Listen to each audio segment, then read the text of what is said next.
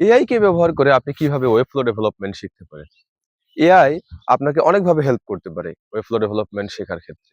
আপনি এআই কে জিজ্ঞেস করে ওয়েব ফ্লোর যে বেসিক ইন্টারফেস এর যে কোশ্চেন গুলো রয়েছে বা ওয়েব ফ্লো যখন শিখতে যাবেন, প্রথমের যে বেসিক যে কোশ্চেন গুলো রয়েছে সেগুলো এআই থেকে আপনি নিতে পারেন।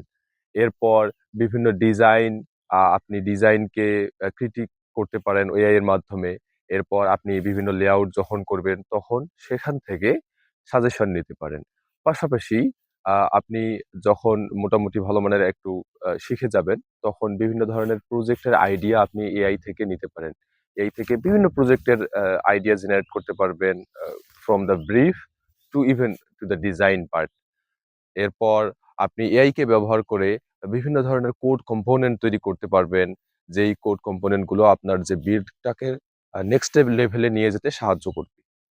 সো আপনি এআই কে ব্যবহার করার মাধ্যমে আপনার বিল্ডকে নেক্সট লেভেলে নিয়ে যেতে পারবেন। সো এআই কে ব্যবহার করতে কখনো ভয় নয়, বরং উৎসাহ পাবেন।